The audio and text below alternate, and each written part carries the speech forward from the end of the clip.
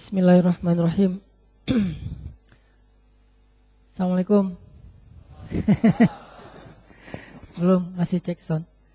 Assalamualaikum warahmatullahi wabarakatuh. Alhamdulillahirabbil alamin. Alhamdulillah alladzi anzala kitabahu wa arsala rasulahu wa nasara dinahu wa ja'alana min ibadihi wa minal muslimin. Alhamdulillahilladzi hadana lihada wa ma kunna linahtadiya laula an hadanallah. Asyhadu an la ilaha illallah wa asyhadu anna Muhammadan abduhu wa rasuluh. Allahumma shalli wa sallim wa barik ala sayyidina Muhammadin wa ala alihi wa sahbihi ajma'in. Teman-teman yang dirahmati Allah Subhanahu wa taala, pada kesempatan ini kita pertama bersyukur kepada Allah yang telah memberikan kita nikmat yang luar biasa. Dan memang ini bukan hanya bahasa prolog dalam suatu khutbah, tetapi harus menjadi tabiat kita, harus menjadi karakter kita, bahwa memang kita yakin dan sadari Allah Subhanahu wa taala terlalu baik untuk kita dan banyak memberikan kenikmatan kepada kita. Sehingga ketika kita bertemu seperti ini, bukan hanya seorang ustadz atau penceramah yang mengatakan marilah kita bersyukur kepada Allah, tetapi kita juga menjadikan itu sebagai bahan pembicaraan kita. Jadi setiap hari kita kalau ketemu kita ngomong Allah baik sekali, Allah maha besar, Allah luar biasa, tahadus bin ni'mah. Sebagaimana kita setiap kali ketemu ngomongin tentang kebaikan seseorang kepada kita yang mungkin sangat berjasa, maka seharusnya Allah lebih pantas dan lebih berhak untuk dibicarakan kebaikan-kebaikannya. Teman-teman yang dirahmati Allah, malam ini kita bahas tentang tazkiyatun nufus. Kita membahas tentang tazkiyatun nufus. Tazkiyah itu artinya membersihkan, nufus adalah jiwa, jamak dari nafs. Sama kayak kita menyebut istilah hawan nafs. Hawa itu keinginan, nafs jiwa, keinginan di dalam jiwa kita. Walaupun kemudian diterjemahkan hawa nafsu itu identik dengan hal yang negatif. Tazkiyatun nufus, kalau kita membahas tentang ini, sebetulnya kita membahas tentang inti dari agama Islam. Mungkin yang ngikutin atau yang nge-follow Instagram saya, tadi saya nge-posting, tadi atau kapan? Tadi ya? Berapa orang yang ngomong gitu? Berarti banyak yang belum follow. Di Instagram saya nge-posting satu nasihat dari ulama. Teman-teman yang belum ngelihat postingannya bisa mencatat, saya akan coba ulangi. Ada satu nasihat dari ulama yang luar biasa. Kata ulama gini, kaifa yastaqimudz dhil wal 'udu mi'waj. Bagaimana bayangan itu akan lurus sedangkan pohonnya bengkok. Ini nasihat dari para ulama. Kaifa yastaqimudz dhil wal 'udu mi'waj. Bagaimana bayangan itu akan lurus sedangkan pohonnya bengkok. Lalu para ulama menjelaskan maksud dari kata-kata bijak ini bahwa yang disebut dengan pohon atau batang kayu itu adalah iman, hati, batin, nafs, jiwa. Sedangkan bayangan adalah zahir kita, perbuatan kita, akhlak kita, amal-amal kita, ibadah kita, itu adalah bayangannya. Jadi seolah-olah para ulama mengatakan, bagaimana mungkin amal seseorang itu akan lurus kalau niatnya nggak ikhlas? Gimana caranya? Itu sama halnya dengan tidak mungkin bayangan itu lurus sedangkan batang kayunya bengkok. Nggak mungkin. Itu sebuah perumpamaan, tamsil atau bahasa kita analogi yang paling dalam dari para ulama. Kaifa yastaqimudz dzil? Gimana caranya bayangan itu akan lurus sedangkan kayu yang menjadi sumber bayangan itu bengkok. Gimana amalan seseorang itu akan istiqomah, akan lurus, akan baik kalau hatinya tidak ikhlas, bengkok hatinya. Sebagaimana doa supaya tidak bengkok hati gimana? Rabbana la tuzigh qulubana. Ya Rabbana, janganlah engkau condongkan hati kami kepada kesesatan, keduniaan, hawa nafsu dan seterusnya. La tuzigh qulubana ba'da idh hadaitana. Supaya lurus kita berdoa, ya muqallibal qulub, tsabbit qalbi. Ya sarrifal qulub, sarrif qalbi ila ta'ati. Atau bisa juga ulama mengatakan bagaimana hidup seseorang itu akan baik, akan bahagia, sedangkan hatinya dalam keadaan galau. Gak bisa. Kalau hati kita dalam keadaan sedih, maka kita berada di kondisi apapun, kita berada di tempat manapun, tetap aja sedih. Karena bahagia dan sedih itu berawal dari hati, bukan apa yang ada di sekeliling kita. Begitu juga ketika ulama juga bisa mengatakan kaifa yastaqimudz dzil wal 'udu ma'waj atau mi'waj, gimana caranya bayangan itu akan lurus sedangkan kayunya bengkok, juga bisa berarti bagaimana seseorang itu bisa beramal atau berakhlak mulia sedangkan hatinya mendengki. Susah. Mustahil orang bisa akhlaknya mulia kalau di dalam hatinya ada dengki. Susah. Orangnya pendengki banget, tapi akhlaknya sangat mulia. Itu dua hal yang tidak ketemu. Seperti tidak ketemunya kayu yang bengkok dengan bayangan yang lurus. Gak mungkin. Sehingga kalau kita pengen memperbaiki hidup kita, kalau kita pengen memperbaiki amal zahir kita, kalau kita ingin memperbaiki akhlak kita, perbaiki dulu hati kita, perbaiki dulu jiwa kita, perbaiki dulu batin kita. Sehingga kesimpulannya di situ ada the moral of story yang saya tulis di bawahnya, catatannya, jangan meluruskan bayang-bayang. Nggak akan mungkin lurus. Jangan meluruskan bayang-bayang. Banyak orang yang sibuk untuk mendapatkan kebahagiaan, dia sibuk dengan bayang-bayang. Lari antara Bukit Sofa dan Bukit Marwah. Bukankah itu sibuk dengan bayang-bayang? Ketika Siti Hajar naik ke atas Bukit Sofa mencari air untuk bayinya Ismail, lalu di atas Bukit Sofa Siti Hajar melihat Fata Morgana, melihat bayang-bayang, melihat seolah-olah ada genangan air di seberang sana. Sehingga dia lari ke arah sana sampai naik lagi ke Bukit Marwah. Sampai di Bukit Marwah melihat lagi ternyata ada genangan air. Dia datangin ternyata tidak ada. Ketika orang ingin bahagia, banyak yang berusaha meluruskan bayang-bayang. Banyak yang berusaha untuk mencari fasilitas hidup, melengkapi fasilitas hidup. Ternyata kebahagiaan bukan berasal dari situ. Walaupun itu bisa menjadi salah satu faktornya, tetapi bukan berasal dari sana. Kebahagiaan berasal dari hati seseorang. Saya pernah baca sebuah artikel, kalau ini mungkin artikel buat motivasi bagi seorang ayah atau seorang ibu. Coba saya bacain artikelnya, mudah-mudahan ini bisa jadi renungan buat teman-teman yang sudah menjadi ayah dan ibu. Maaf ya. Bagi yang belum, bisa jadi bahan nih. Ya, udah kehapus. Nanti saya minta lagi sama istri saya. Istri ya, istri. Kurang lebih artikelnya tentang gini.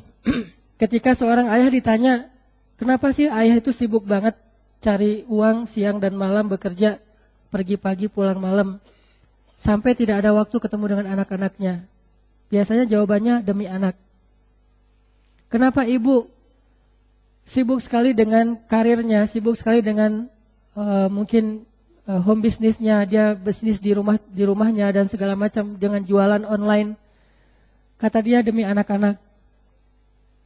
Kenapa seorang ayah itu sering keluar kota katanya demi anak-anak. Sibuk ayah dan ibu demi anak-anak. Tetapi ternyata anak-anak tidak butuh semua fasilitas yang mewah itu. Sehingga ketika ulang tahun bisa memberikan hadiah yang mahal, ketika weekend bisa ngajak jalan-jalan yang jauh, yang nginep di hotel bintang 5 segala macam. Tetapi setelah itu ditinggalkan dalam waktu yang lama. Lalu ketika dibikin survei, anak-anak itu tidak butuh kemewahan sebanyak itu. Mereka hanya butuh ditemani.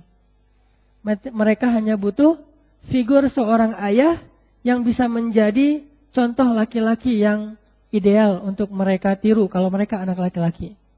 Mereka hanya butuh rasa aman dan nyaman dari ayahnya kalau anak perempuan, sehingga tidak mencari kenyamanan dari laki-laki yang lain.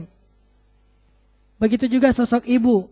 Intinya di sini adalah banyak orang ketika ingin membahagiakan dirinya dan keluarganya sibuk dengan meluruskan bayang-bayang. Itu maksud dari kata ulama. Kaifa yastaqimudz dhil wal 'udu mi'waj. Sehingga dari sini teman-teman sekalian, kita menyimpulkan bahwa dalam Islam itu amal terbagi kepada dua. Baik itu disebut dengan ibadah, disebut dengan muamalah, apapun lah. Yang jelas amal itu terbagi kepada dua. Pertama disebut dengan amal batin, dan yang kedua disebut dengan amal zahir. Kalau kita membaca sejarah kehidupan Nabi Muhammad itu, maka sejarah tentang Nabi Muhammad itu juga terbagi dua. Amal batinnya Nabi Muhammad itu disebut dengan sarirah, dan amal zahirnya Nabi Muhammad itu disebut dengan sirah. Pernah dengar sarirah? Belum pernah? Selama ini kita banyak belajar tentang Nabi Muhammad, sirahnya saja, zahirnya. Nabi Muhammad secara zahir memakai apa? Seperti apa penampilan fisiknya? Tapi kita lupa dengan sarirahnya. Kita mempelajari sirah Nabi Muhammad tentang zahir ibadah Nabi Muhammad, tapi lupa dengan batinnya. Hanya sibuk dengan fisik saja. Ini menunjukkan bahwa kita belum utuh dalam memahami sunnah Nabi SAW. Kalau ada orang yang mengaku mengikuti sunnah Nabi, dan dia paling baik dalam memahami sunnah Nabi, tapi jarang tersenyum, tapi dia hatinya tidak lapang dada kepada orang lain, berarti dia baru mengikuti sunnah Nabi secara sirah, dan belum mengikuti sunnah Nabi secara sarirah. Berarti dia baru mengamalkan amal-amal zahir dari amal-amal Islam, tetapi dia masih mengabaikan amal batin. Padahal zahir ini sangat tergantung kepada batin. Innamal a'malu binniyat. Innamal a'malu binniyat. Tergantung di sini nih. Wa innama likulli imri'in bukan ma'amila tapi ma'nawa. Seseorang itu diberi pahala bukan sesuai dengan apa yang dia kerjakan, tetapi sesuai dengan apa yang dia niatkan. Coba lihat pentingnya tazkiyatun nufus, amal batin ini dalam Islam. Innamal a'mal, semua amal-amal itu innamal a'malu binniyat, sesuai dengan apa yang ada di dalam hatinya yang disebut dengan istilah niat. Dan niat ini amal batin bukan amal zahir. Kalau amal zahir namanya akad. Saya terima nikahnya itu zahir. Kalau batin, aduh, saya cinta banget sama dia. Itu batin. Ada orang yang saya terima nikahnya secara zahir, tapi tidak beramal secara batin. Nggak cinta. Nikahnya terpak, Siti Nurbaya. Itu zahir. Dia akad tuh secara zahir, tetapi dia tidak punya perasaan secara batin. Atau secara zahir dia bilang, kamu itu adalah bulan. Ngegombal nih. Secara zahir, dalam hati, maksudnya sih banyak merengkel-merengkel gitu, gak terlalu mulus, kan? Innamal a'malu binniyat. Walaupun kata-katanya kayak terasa indah, tetapi dia seperti mencela kalau niatnya adalah mencela. Dan jangan menyimpulkan Islam dari satu khutbah ya, dari satu ceramah. Kayak misalnya saya ceramah kayak gini seolah-olah, oh tuh kata Ustaz Hanan semuanya tergantung niat. Ya udah kita niat aja deh, gak usah beramal. Jangan, karena Islam itu tidak sempurna kalau hanya disimpulkan dari satu ceramah atau satu macam hadis. Dapat satu hadis, udah yang lain seolah-olah gak penting. Hadis ini aja diamalkan. Gak bisa menyimpulkan satu hukum dengan satu hadis atau dengan satu ceramah.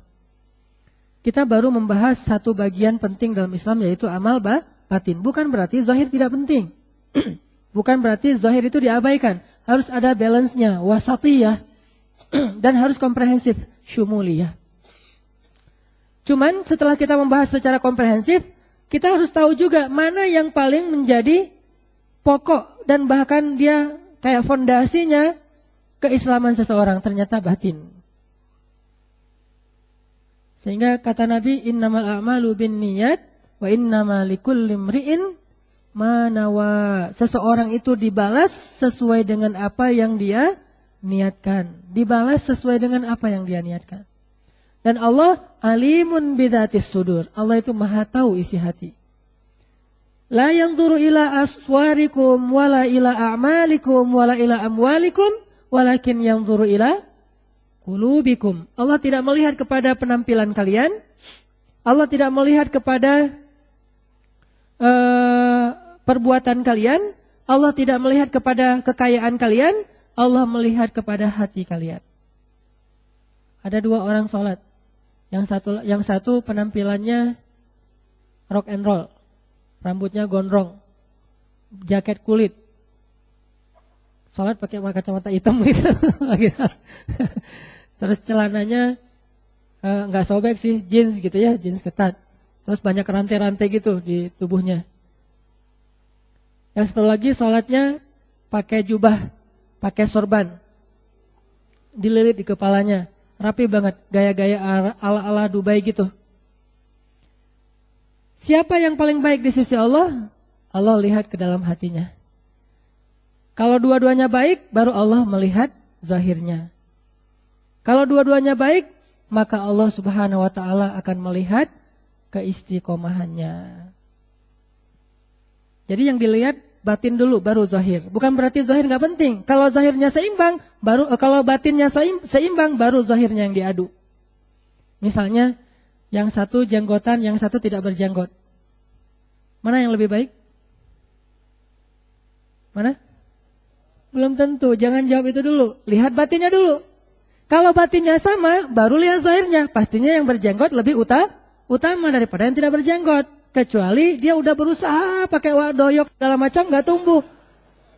Ini kan udah ikhtiar nih. Maaf ya.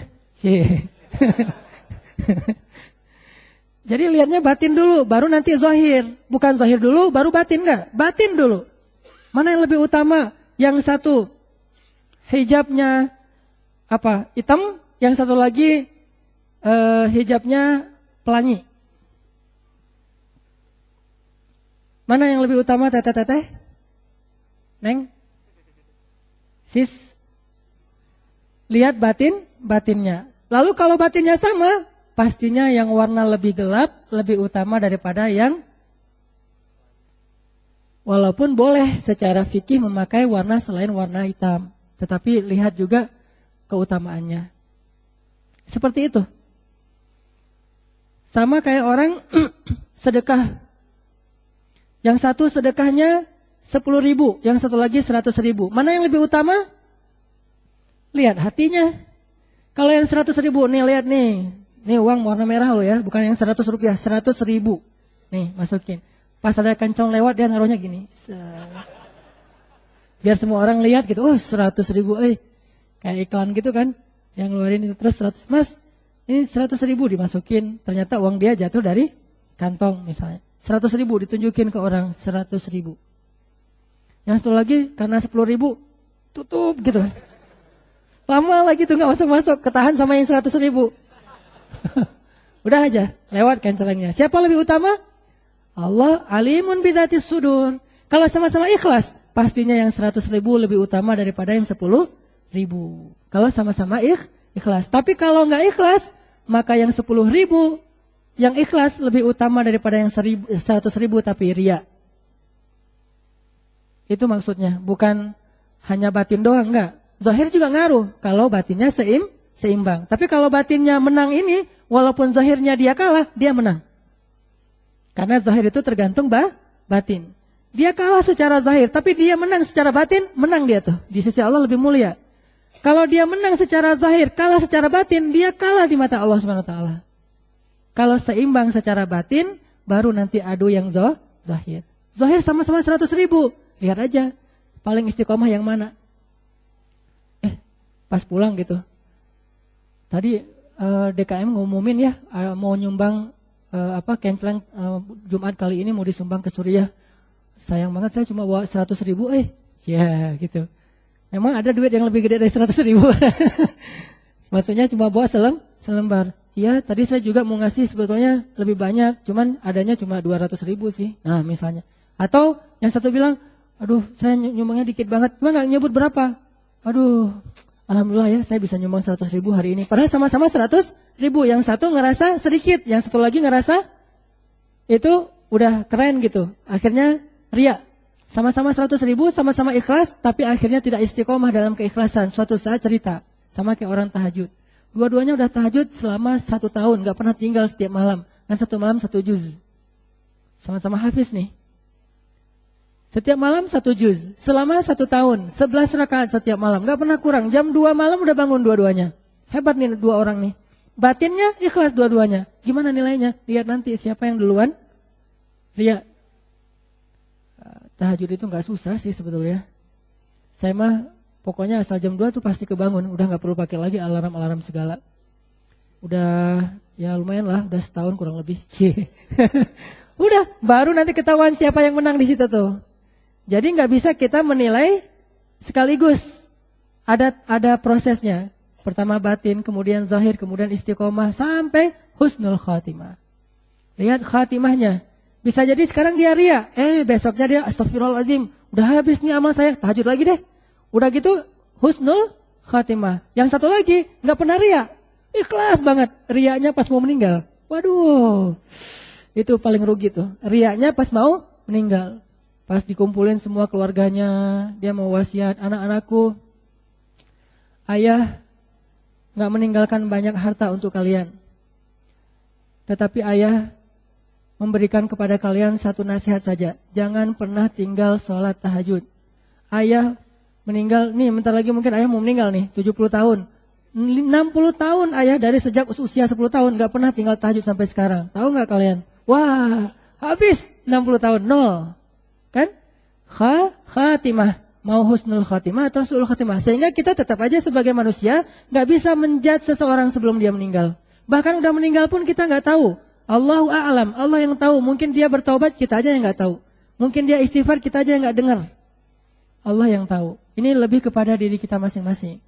Intinya apa? Bahwa batin itu sangat menentukan dalam kehidupan kita. Sehingga selain kita belajar ibadah zahir, jangan lupa bahwa ibadah batin itu sangat penting. Kadang-kadang ada orang yang kadang-kadang ada juga tuh cerita sahabat yang terkenal masuk surganya gara-gara ibadah batin kan? Cerita yang siapa? Sahabat Nabi yang dari orang Ansor, yang Nabi bilang ketika lagi duduk-duduk bersama dengan sahabat yang lain, Nabi bilang, tunggu ya, bentar lagi datang ahli surga. Kata Nabi, sahabat diam aja nungguin. Lewat seorang laki-laki Ansor. Kata sahabat, itu ya Rasul. Kata Nabi, wah gak terkenal, bukan sahabat senior, tapi kok dia disebut ahli surga, dijamin masuk surga oleh Rasulullah SAW.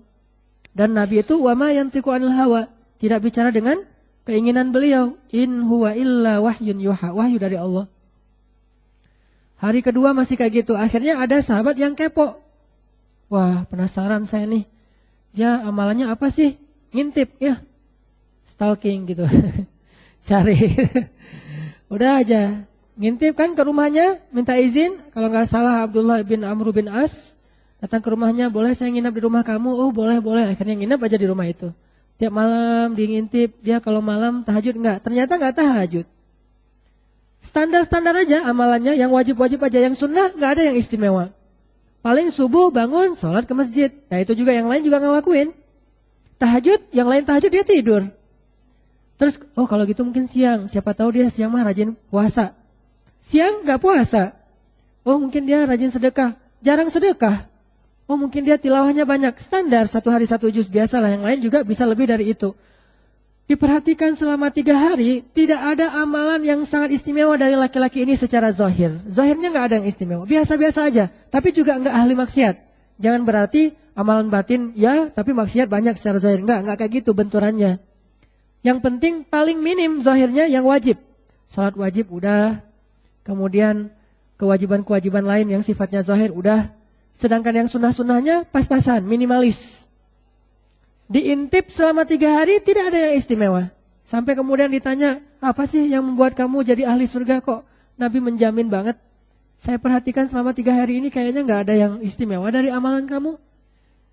Kata laki-laki itu, ya saya mah, ya gini, seperti yang kamu lihat. Dan saya mah apa tuh? Dan saya mah kayak gini, seperti yang kamu lihat, gak ada yang lain. Oh, ya udah. Izin aja nih Abdullah, saya pulang ya. Ya udah, assalamualaikum, waalaikumsalam. Baru jalan beberapa langkah, dipanggil lagi. Bro, sini dulu. Apaan? Kayaknya saya ingat nih sesuatu nih. Apaan? Saya itu, ini mungkin mudah-mudahan ya bisa jadi pelajaran buat kamu, kata dia. Saya itu orang yang tidak pernah dengki kepada orang lain. Kalau ada orang yang dapat nikmat, saya yang paling bersyukur. Alhamdulillah tetangga beli mobil. Alhamdulillah teman saya udah nikah dengan pacar saya. Nah, harus gitu tuh. Kasih kartu undangan. Pas baca nama yang di atas, oh kamu mau nikah? Ya, dengan siapa? Itu yang di bawah. Alhamdulillah. Sambil cari pisau, alhamdulillah. Bunuh diri. Itu kan sakit banget ya. Gak kebayang itu sakitnya tuh. Kalian gak tahu rasanya? Saya juga gak tahu. Cuma sekali doang kayak gitu. Curhat. Artinya apa? Ini orang gak pernah dengki sama orang lain. Kalau orang lain dapat nikmat, dia yang syukur. Dan kalau orang lain dapat musibah, dia yang bersedih. Aduh kasihan ya. Ya Allah ringankan musibah dia. Kayak gitu orangnya.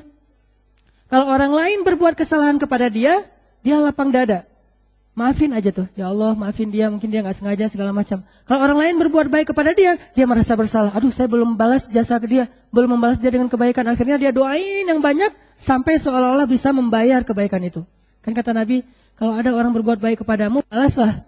Kalau kamu tidak sanggup membalas, maka berdoalah untuk dia, sampai seolah-olah kamu sudah membalas. Doanya yang banyak tuh.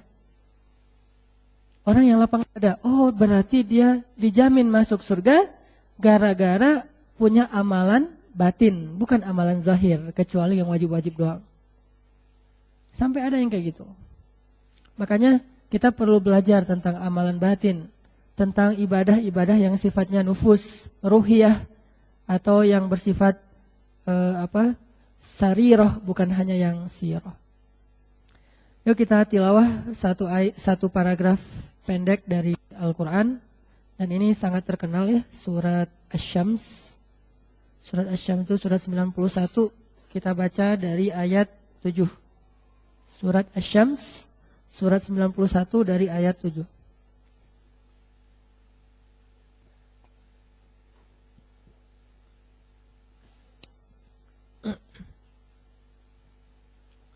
Surat Asy-Syams, surat 91 dari ayat 7.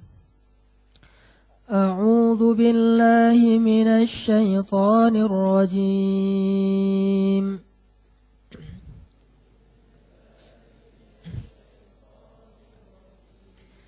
بسم الله الرحمن الرحيم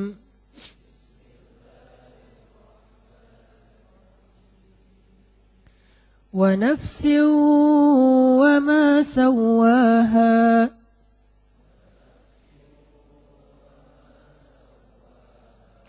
فألهمها فجورها وتقواها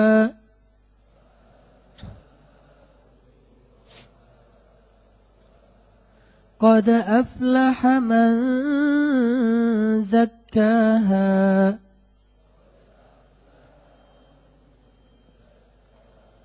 وقد خاب من دساها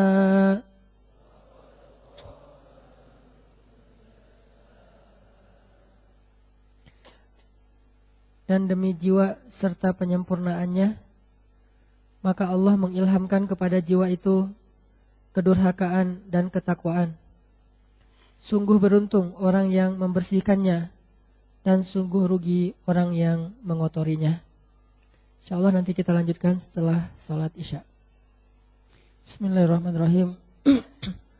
Teman-teman yang dirahmati Allah Subhanahu wa taala, tadi di dalam surat Asy-Syams Allah Subhanahu wa taala berfirman, qad aflaha man zakkaha wa qad khaba man dassaha. Sungguh beruntung orang yang mensucikan jiwanya, dan sungguh rugi orang yang mengotori jiwanya. Lalu setelah itu Allah menyebutkan kisah kaum Samud. Kadzabat Samudu bitaghwaha idzim ba'asa ashqaha faqala lahum Rasulullah naqatallahi wa suqyaha fakazzabuh fa'aqaruha fadamdama alaihim rabbuhum bidzambihim fasawwaha. Apa maksud dari sungguh rugi orang yang mengotori jiwanya? Kerugian apa yang mereka akan dapatkan? Kerugiannya Allah beri contoh di dalam ayat 11 sampai ayat 14. Seperti itulah kurang lebih kerugian yang akan didapatkan oleh orang yang kotor jiwanya. Dan kemudian kerugian ini juga pernah dialami oleh orang-orang yang kotor jiwanya di zaman Nabi Muhammad SAW. Sehingga kalau kita perhatikan sejarah para nabi, ternyata sebab orang menolak hidayah itu, menolak dakwah itu bukan karena gak paham. Tapi orang menolak dakwah itu karena jiwanya kotor, dengki salah satunya, dan sombong. Kalau kita perhatikan sejarah Abu Jahal itu kalau dibandingkan dengan Bilal, tingkat keilmuannya seperti langit dan bumi. Bilal itu budak dari Ethiopia atau Habasyah, sedangkan Abu Jahal itu tokoh intelektual orang Quraisy. Walaupun orang-orang Mekah itu banyak yang buta huruf, tetapi Abu Jahal sedikit dari orang yang bisa membaca tulis, bahkan yang paling banyak keilmuannya. Sehingga dia disebut dengan julukan Abu Al-Hakam.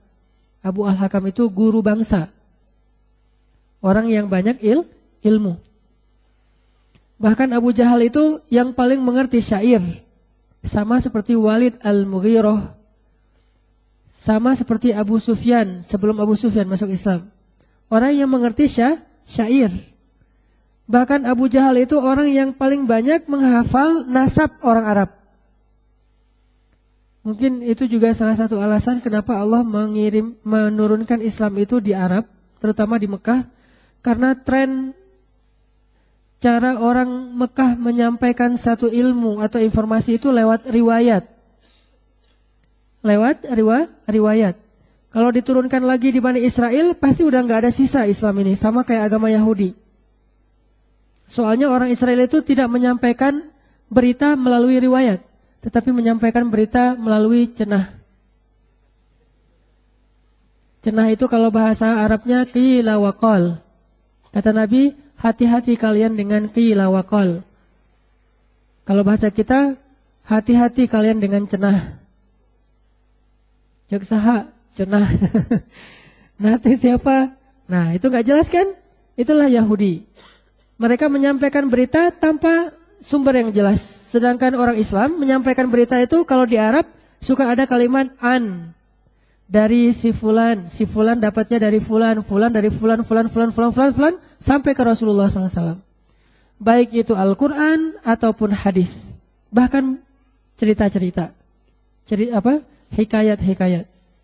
Jadi nggak ada dalam Islam cerita 1001 malam yang sifatnya fiksi, itu nggak ada. Apalagi fiksi sampai menjadi kayak buku referensi ilmiah, itu nggak ada dalam sejarah Islam. Buku fiksi jadi referensi ilmiah, itu mah tabiat orang Yahudi. Hollywood jadi informasi buat kita, kan agak aneh tuh. Kalau orang Islam di Indonesia menjadikan film Hollywood sebagai informasi, mana benar mana salah, ini mengikuti gaya Yahudi. Karena yang bikin Hollywood adalah orang Yahudi, pasti dia tuh hero banget tuh. Di semua film-film action atau kolosal dia selalu jadi hero. Pasti bendera, salah satu bendera mereka yang dikibarkan kan ujung-ujungnya. Mau dia film Jepang, tetap aja hero-nya orang barat. Mau film Cina, hero-nya orang barat. Last Samurai, siapa Last Samurai-nya? Orang barat ya. Sekarang misalnya tembok Cina tuh, Great Wall, siapa hero-nya? Orang barat kan? Mau film apapun, pasti hero-nya dia. Sehingga kita meyakini itu sebagai referensi ilmiah. Oh, barat itu adalah hero, emang mereka hebat. Yahudi itu pintar-pintar.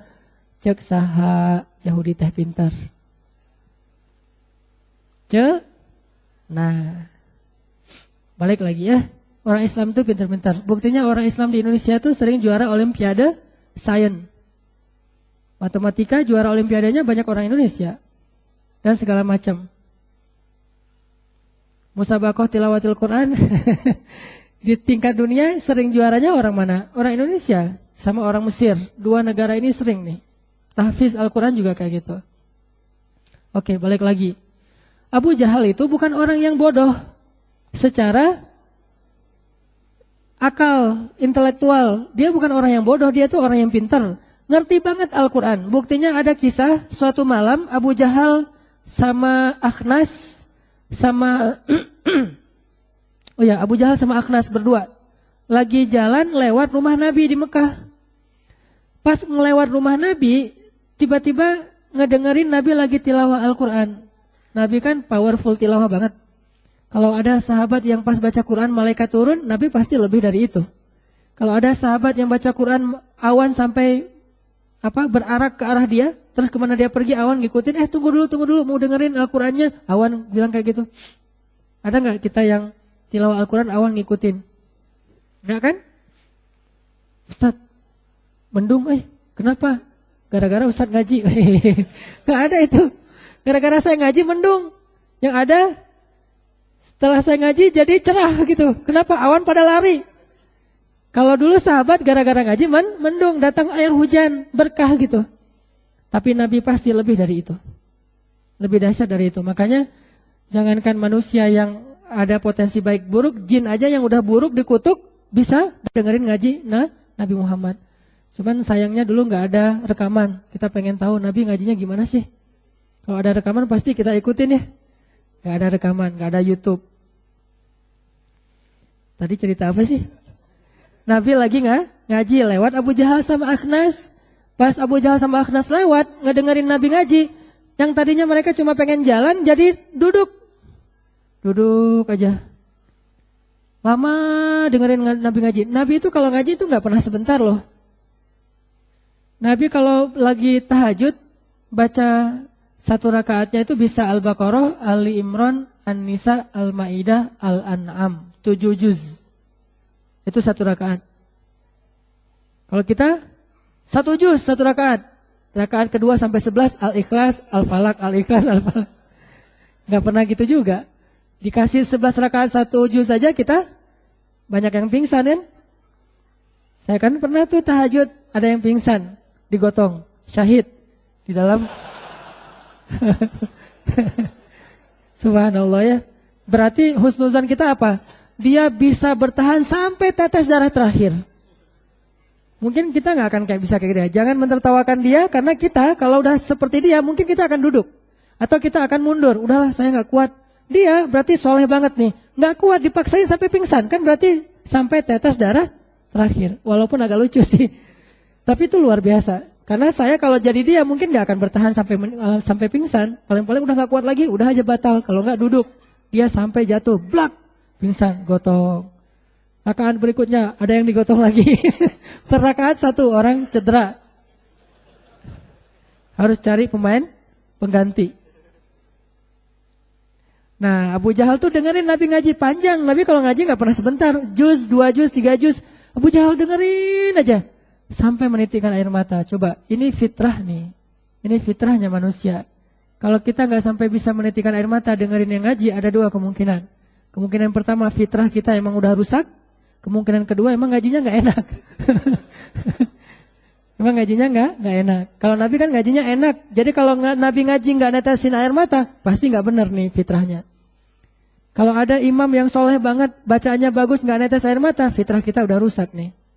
Tapi kalau ada orang ngajinya gak enak netes air mata, bisa jadi dia kasihan. Duh kasihan ya ngajinya salah melulu gitu. Tapi ngaji bagus luar biasa sampai orang ini meneteskan air mata Abu Jahal. Udah gitu meneteskan air mata malu sama Akhnas. Akhnas ngeliat, nangis ya gitu. Enggak gitu-gitu juga sih sejarahnya. Yang jelas meneteskan air mata. Udah selesai nangis, mereka pulang di tengah jalan. Akhnas nanya sama Abu Jahal, "Ya Aba Al-Hakam, ma yubkik? Kenapa kamu nangis?" "Siapa yang nangis?" "Enggak, tadi kalau bahasa kita mah kelilipan atau apa gitu. Cari-cari alasan Abu Jahal teh. Enggak mau ngaku kalau dia tadi nangis. Udah enggak usah dibahas, pulang aja. Ternyata malam besok di jam yang sama Abu Jahal kangen dengan bacaan Nabi lagi. Coba lihat, kangen dia tuh. Ternyata ada ketagihan. Malam besok diam-diam Abu Jahal pergi sendiri keluar dari rumahnya, pergi ke rumah Nabi, duduk di sebelah rumah Nabi, dengerin. Pas Nabi baca Bismillahirrahmanirrahim, Abu Jahal langsung dengerin. Langsung larut dengan bacaan Nabi. Pulang di tengah jalan ketemu sama Akhnas, yang ternyata Akhnas juga gitu. Diam-diam kangen, balik lagi, cuman beda sisi rumah. Ketemu di tengah jalan. Apa? Dari mana kamu? Dari rumah Muhammad. Lah kamu dari mana? Enggak, cuma lewat doang gitu. Udah aja pulang lagi. Malam ketiga ternyata kangen lagi datang. Ketemu lagi di tengah jalan. Sampai akhirnya Akhnas udah gak tahan nanya kepada Abu Jahal. Abu Jahal, udahlah kita jujur aja lah. Daripada kita bersandiwara gini kan ya. Udah jujur aja lah. Kamu datang kan ke rumah Muhammad 2 malam yang terakhir? Iya sih sebetulnya. Tapi jangan bilang siapa-siapa ya. Enggak, saya cuma bilang ke teman-teman dekat kita aja. Memangnya kenapa ya Akhnas, ya Aba Al-Hakam? Apa pendapatmu tentang bacaan Muhammad itu? Mungkinkah itu syair? Mungkinkah itu mantra yang telah menyihir kita? Kata Abu Jahal, itu bukan mantra. Itu bukan syair. Itu benar-benar firman dari langit. Lah kalau gitu kenapa kita gak beriman, wahai Abu Al-Hakam? Kamu nanya sama saya. Kalau beriman kepada Muhammad, yang artinya kita harus jadi pengikutnya Muhammad, artinya kabilah kita akan menjadi anak buahnya atau pengikutnya, prajuritnya kabilah Muhammad. La wallah, kata dia, gak mau saya jadi pengikutnya Muhammad. Gengsi, dengki, sombong, itu pas masalahnya. Bukan gak ngerti, ngerti banget. Bukan gak tertarik sampai 3 kali balik. Cuman gengsi. Istakbaro, sama kayak iblis gak mau tunduk kepada Adam. Aba wastakbaro. Enggannya karena istikbar, karena dia gengsi, sombong. Itulah hati. Sehingga kalau kita perhatikan jumlah kaum muslimin, bahkan ini umat Nabi, para Nabi itu rata-rata mirip. Selalu yang awal-awal beriman kepada Nabi itu orang-orang yang disebut sufaha, arazil. Coba perhatikan di Al-Baqarah itu kan di awal-awal rata-rata kan hafallah dikit-dikit ayatnya ya. Wa idza qila lahum aminu kama amanan nas. Kalau dibilang ke orang-orang yang pemuka-pemuka kaum ini, ayo beriman, orang-orang udah pada beriman, kenapa kalian belum beriman? Qalu anu'minu kama amanas sufaha. Apa kata mereka? Kami mau beriman seperti orang-orang rendahan itu, gengsi masalahnya. Selalu yang pertama menerima dakwah para nabi, selalu arazil, selalu orang-orang yang rendah, para budak, orang miskin, selalu kayak gitu. Itu ciri khas umat Nabi. Dan biasanya anak muda, udah miskin, budak, muda, itu yang biasanya menerima dakwah para nabi. Hampir semua nabi kayak gitu tabiatnya. Sedangkan yang menentang para nabi rata-rata para penguasa. Di mana-mana dakwah itu biasanya diterima dari bawah, tapi ditentang dari atas. Di mana-mana, mau Fir'aun, mau Haman, mau Namrud, mau Abu Jahal, di mana-mana kayak gitu. Kenapa para penguasa menentang dakwah? Karena mereka tidak siap untuk menjadi pengikut. Mereka tidak siap untuk mengorbankan kepentingan-kepentingan mereka, lalu merendahkan diri mereka sejajar dengan yang lain. Tidak siap. Dan selalu kayak gitu tabiatnya sampai hari ini. Mau muslim, mau kafir, mau munafik, sama aja tuh. Dakwah selalu diterima oleh orang-orang yang gak punya kepentingan, polos. Kita Apa kepentingan kita dengan apa kepentingan kita yang tergadaikan atau yang diresikokan kalau kita menerima dakwah? Gak ada kan? Sehingga mudah menerima dakwah. Emangnya kalau kita terima dakwah, gengsi apa yang mau kita tahan? Biasanya dalam satu komunitas, yang paling susah menerima dakwah itu yang paling besar gengsinya. Perhatikan aja kita. Komunitas yang paling susah menerima dakwah, yang paling besar gengsinya. Bukan dia nggak tahu kebenaran. Masa dia nggak ngerti hak dan batil yang sudah sangat jelas seperti hari ini? Itu Palestina, Suriah itu dijajah. Tidak ada media yang meliput sama sekali. Ratusan ribu orang meninggal dan hancurnya berkeping-keping. Tubuhnya tuh udah hancur bau, hancur lebur. Nggak ada yang meliput sama sekali. Kemarin di Cina, di Hong Kong, ada bus masuk jurang. 8 orang luka-luka, nggak meninggal loh, luka-luka. Semua televisi menayangkan. Cuma luka-luka doang. Bus masuk jurang, ditayangin dari santero dunia. Ketahuan, oh ada bus masuk jurang di Hong Kong. 8 orang luka-luka dibawa ke rumah sakit terdekat. Semua stasiun televisi menayangkan. Giliran Aleppo, Homs, tidak ada yang menayangkan. Kenapa? Bukan mereka nggak tahu kalau itu adalah kejahatan kemanusiaan yang sangat besar. Mereka bukan nggak tahu. Mereka biasanya peka banget tuh soal HAM. Paling peka kan soal HAM biasanya. Kenapa? Karena itu adalah orang-orang beriman. Kenapa kalau orang beriman menolak kebenaran karena gengsinya, karena sombongnya? Ini semuanya masalah jiwa. Sehingga kita berlindung kepada Allah dari jiwa yang sombong. Karena jiwa yang sombong itu nggak ada untungnya. Wa qad khaba man dassaha. Jiwa itu kalau udah kotor nggak ada untungnya. Mau dipakai untuk agama nggak ada untungnya. Mau dipakai untuk bergaul dengan sesama manusia nggak ada untungnya. Orang kalau kotor hatinya kan nggak enak gaulnya.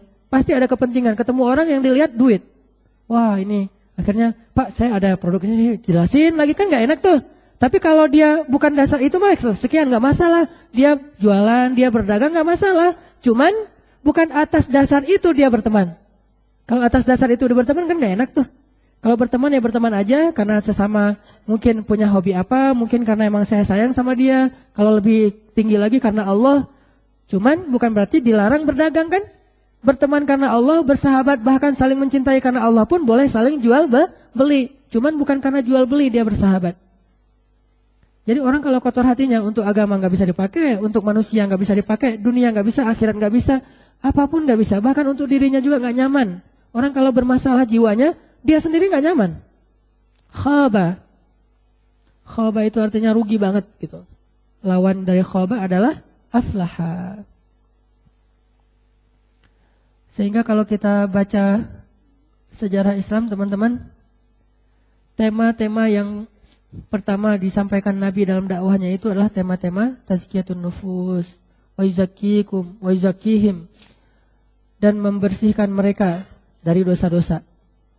Masalah nufus, masalah kejiwaan yang pertama disampaikan. Masalah akidah, masalah iman kepada akhirah, masalah kasih sayang di antara manusia. Itu kan semuanya jiwa. Sedikit sekali porsi zahir, sedikit sekali.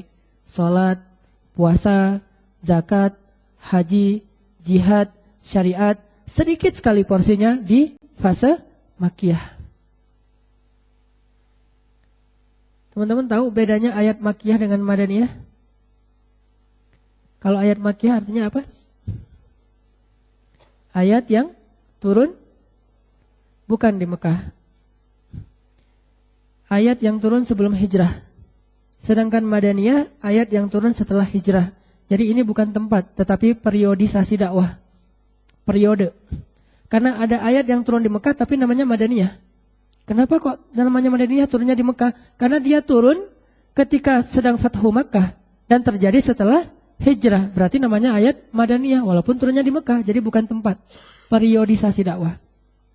Apa rahasianya atau pesannya? Dakwah di periode Makkah itu atau disebut Makkiyah, tema-tema dakwahnya itu masih nufus. Akidah, kemudian akhlak, masalah masalah iman, masalah tawakal, masalah cinta, masalah lapang dada, masalah gitu-gitu, sabar. Ini bab-bab tazkiyatun nufus, ini Makkiyah. Sedangkan Madaniyah sudah mulai masuk syariah. Di Makkiyah 90%-nya tazkiyatun nufus, 10%-nya syariah. Di Madaniyah bertahap, Sampai akhirnya 90% madaniyah, 10% tazkiyah. Al-yawma akmaltu lakum dinakum wa atmamtu alaikum ni'mati. Itu salah satu ayat terakhir turun tentang apa? Tentang mana makanan halal, mana makanan haram. Bangkai itu haram kecuali yang disembelih dengan nama Allah dan segala macam kan ya? Itu syariat. Artinya kalau kita belajar Islam dimulai dari tazkiyatun nufus. Belajar iman dulu sebelum belajar Quran. Makanya Ibnu Mas'ud mengatakan ta'allamnal iman qablal Quran. Kami belajar iman dulu sebelum belajar Quran. Sehingga setiap kali kami membaca Al-Quran, iman kami bertambah. Nanti akan muncul generasi yang belajar Al-Quran sebelum belajar iman. Meskipun mereka membaca 30 juz Al-Quran, iman mereka tidak bertambah. Dulu sahabat, ayat turun berangsur-angsur. Turun ayat, Allahu Akbar, udah turun ayat, langsung lari, heboh gitu. Turun satu ayat itu kayak jadi hot news. Jadi viral gitu, omongan gitu ya. Turun ayat surat apa? Surat misalnya Al-Mulk. Kan juz 29 itu Al-Mulk sampai Al-Mursalat, satu juz itu semuanya surat Makkiyah. Sedangkan juz 28, satu juz itu semuanya Madaniyah. Sisanya juz-juz yang lain campur, mix. Ada yang Makkiyah, ada yang Madaniyah, campur di situ. Kadang-kadang ada juz yang banyak Makkiyahnya, sedikit Madaniyah, ada juz yang banyak Madaniyah, sedikit Makkiyah. Misalnya juz Amma, juz 30, banyak Makkiyah, tapi ada Madaniyahnya di situ. Juz 1 banyak Madaniyah tapi ada Makkiyahnya di situ. Sedangkan 28 29 murni nih. Juz 28 murni Madaniyah, juz 29 murni Makkiyah. Surat apa turun? Surat Al-Mulk, surat Tabarok. Masya Allah, Allahu Akbar, senang bahagia gitu, bertambah iman. Ketika dibacakan Tabarakalladzi biyadihil mulk wa huwa ala kulli syai'in qadir. Nambah iman. Karena mereka udah belajar iman sebelum belajar Quran. Nanti muncul generasi yang belajar Quran sebelum belajar iman. Sehingga walaupun dibaca 30 juz, iman tidak bertambah. Malah dengerin Al-Quran itu biar bisa tidur. Aduh gak bisa tidur dengerin Quran deh.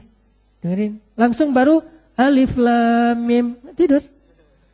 Belum zalikal kitabula raiba fi alif lam mimnya udah tidur. Kalau dulu sahabat dengerin Quran gak bisa tidur. Apalagi ayatnya idza waqa'atil waqi'ah laisa liwaqa'atiha kadhiba khafidatur rafi'ah la uqsimu biyaumil qiyamah. Itu pasti gak bisa tidur. Kita mau al-qiyamah, mau zalzalah, mau al-qari'ah, mau al-haqqah, tidur aja. Padahal semua ayat itu ayat tentang kiamat. Kenapa? Bukan gak ngerti artinya. Dan kita tahu itu kurang lebih tentang kiamat, walaupun gak tahu ayat demi ayat, tapi kenapa gak bisa? Kenapa malah bisa tidur? Kenapa ketika dibacakan itu di dalam sholat nggak nambah khusyuk? Karena bukan belajar iman, tapi belajar Quran. Belajar Quran itu belajar baca, belajar tafsir, belajar tahfiz, itu belajar Quran. Sedangkan belajar iman, belajar yakin. Makanya ayat yang di awal itu, dzalikal kitabula raiba fih, tidak ada keraguan. Baru nanti hudan lil muttaqin, jadi petunjuk. Kalau udah ragu, nggak akan jadi petunjuk. Gimana mau jadikan Al-Quran sebagai petunjuk kalau dia aja ragu sama petunjuk itu? Gak mungkin. Makanya tema-tema awal Islam itu tazkiyatun nufus. Ini yang terus-terusan dibina sama Nabi. 13 tahun tazkiyatun nufus. Sehingga kalau kita pengen belajar Islam yang serius, kasih porsi tazkiyatun nufus misalnya 70%, belajar syariatnya 30%. Orang kalau gak kayak gitu, belajar syariat 90%, tazkiyatun nufus 10%. Jadinya bahaya. Semua orang disesatin sama dia. Karena dia belajar syariat 90%, tazkiyatun nufusnya gak ada kasih sayang. Haram semuanya. Senang dengan kata-kata haram. Tidak senang kata-kata halal. Kenapa? Kurang tazkiyatun nufus. Sehingga dia melakukan hal-hal yang dalam agama malah dilarang. Apalagi kalau kita mau berdakwah tidak belajar tazkiyatun nufus, itu bahaya. Ditambah lagi kalau dakwahnya dakwah yang cukup potensial untuk membuat kita riya. Kayak dakwahnya misalnya sebuah organisasi yang kalau udah besar diliput media, kan mulai itu. Nanti ada muncul lagi dakwah yang lain diliput media juga, ada dengkinya, kan ya? Ini bab tazkiyatun nufus. Ini berat ini nih. Kalau ini bisa lulus, gampang syariat itu. Turun ayat hijab, langsung pakai apapun yang di tangannya itu dipakein jadi hijab. Kenapa? Karena sudah beriman. Begitu turun ayat hijab, para sahabat Nabi pulang ke rumahnya menyampaikan kepada istri-istrinya, kata mereka, wahai istri-istriku, wahai istriku maksudnya salah.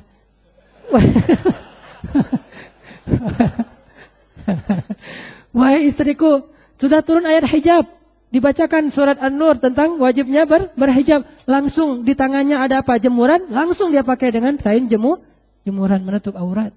Kalau sekarang, oh gitu ya, maaf ya saya belum siap. Bukan rambutnya yang belum siap, tapi hatinya. Sehingga teman-teman yang belum berhijab, jangan dipaksa hijab dulu, tapi ajak ngaji dulu. Ngajarin tentang iman dulu, Allah itu maha baik segala macam. Pas dia udah berasa dikit, jangan tunggu sempurna juga, udah berasa dikit tentang kebesaran Allah, nanti baru pelan-pelan dimasukin. Bukankah hijab itu adalah ukuran rasa malu? Dan malu itu adalah tazkiyatun nufus. Makin besar rasa malunya, makin sempurna hijabnya. Jadi hijab itu bukan tren, hijab itu bukan fikih, bukan hukum, tapi ukuran rasa malu. Dan rasa malu itu adalah gambaran dari kehormatan seseorang. Perempuan itu mahkotanya rasa malu. Laki-laki itu mahkotanya adalah keimanan, keberanian. Sedangkan perempuan mahkotanya rasa malu. Kalau dibalik, laki-laki malu-malu, perempuannya berani. Salah pakai mahkota. Yang ini jadi king, yang ini jadi queen. Kita duduknya begini, queen. Dia duduknya begini, king gitu ya. Salah itu mah ya. Laki-laki berani, perempuan malu. Sehingga laki-laki yang datang ke belakang sana, jangan tunggu dia yang nge-mention dulu. Nge-mention Ustadz misalnya, Ustadz CV saya mau dikasih tapi nggak ke siapa ya Ustadz? Nge-mention aja di komen biar semuanya baca. Itu kenapa terjadi? Pasti ada masalah di antara laki-laki. Tidak ada yang berani. Mention aja Ustadz, saya sudah siap. Saya buka di sini siapa yang mau. Diobral gitu ya. Laki-laki itu berani. Jadi perempuan mahkotanya adalah rasa malu dan dia menutup auratnya sesuai dengan tingkat rasa malunya. Makin besar rasa malunya, makin sempurna hijabnya. Kalau udah sempurna, model, jangan menjudge orang lain karena model. Kalau ada yang modelnya, oh ini gaya Turki, oh kamu kurang malu. Enggak, Turki mah juga menutup aurat dengan syar'i. Oh ini gaya misalnya Indonesia yang segitiga gitu kan, Indonesia mah segitiga kan ya. Kayak kalau laki-laki pakai peci, kalau perempuan segitiga, bukan pakai donat ya. Donat itu ala tahun 80-an lah ya, pakai donat terus pakai kerudung gitu, pakai jilbab segitiga. Terus ada gaya misalnya Dubai yang diatasin gini-gini. Ada gaya tornado yang gini, namanya twister hijab, tornado hijab. Jadi ada badai gitu.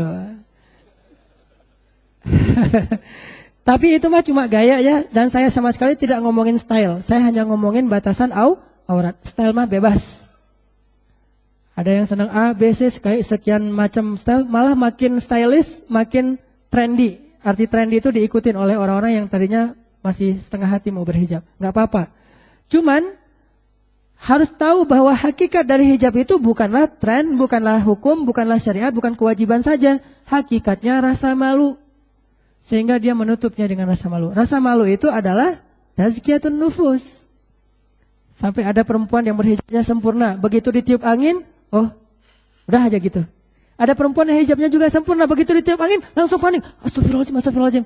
Tingkat rasa malunya beda. Ada perempuan berhijab, cadaran, foto, tapi pakai ininya diukir. Cadar, tapi ininya disulam. Gini. Matanya pakai eyeshadow gitu. Kalau perlu pakai bulu mata palsu. Jadi dengan lihat matanya aja udah fitnah tuh. Masya Allah, pasti ini cantik banget. Pas dibuka, tereng. Ini berarti pakai hijabnya sekedar tren doang kan ya, bukan rasa malu. Ada yang pakainya nggak pakai cadar, biasa aja. Tapi dia fotonya nggak gini, selfie-nya gini. Cekrek, kelihatan dari belakang. Allahu alam ya, nggak gitu-gitu amat juga sih. Ini cuma bercanda aja. Intinya adalah tazkiyatun nufus, berawal dari hati kita. Makanya nanti insya Allah kita coba bahas ini juga.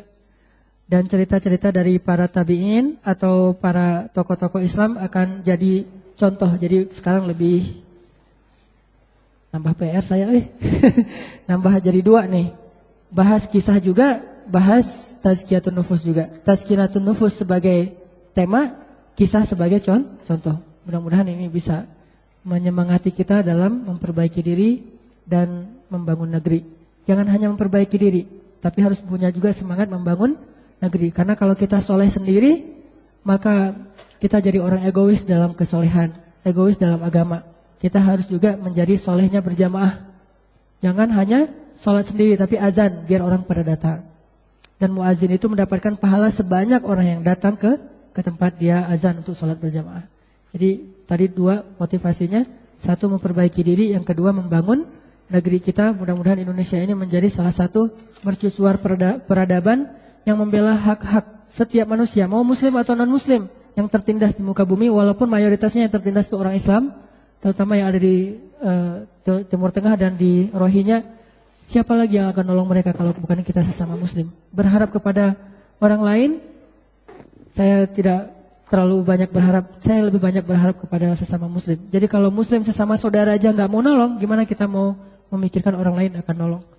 Dan gimana cara kita nolong? Gak hanya cukup dengan menyumbang, tapi kita harus bisa menolongnya juga dengan kapasitas kita sebagai negara, bukan sebagai bangsa saja, tapi sebagai negara. Kalau sebagai bangsa kita udah nolong sekarang, kita ngelakuin acara donasi, penggalangan dana, udah sebagai bangsa Indonesia kita udah banyak menolong, walaupun gak sebesar pertolongan orang-orang lain mungkin. Tetapi sebagai negara kita butuh bisa sampai ke sana. Sebagai negara Indonesia, bangsa Indonesia, bendera merah putih, tapi bendera itu dikibarkan untuk membela hak-hak asasi manusia secara adil dan tanpa memandang agama ataupun ras. Jadi mentang-mentang itu orang Arab gak perlu dibela, gak ada itu dalam Islam. Apalagi dalam sisi kemanusiaan. Makanya saya bilang, ayo anak muda bangkit. Bangkit bangun negeri ini, bangkit untuk bangun bangsa ini, bangkit untuk bisa menjadikan Indonesia sebagai negara maju, berperadaban, dan negara yang kuat, sehingga kita tidak lagi menjadi pengekor terhadap peradaban-peradaban lain, insyaallah. Dan itu tergantung di tangan kita semuanya. Barakallahu li wa lakum. Wassalamualaikum warahmatullahi wabarakatuh.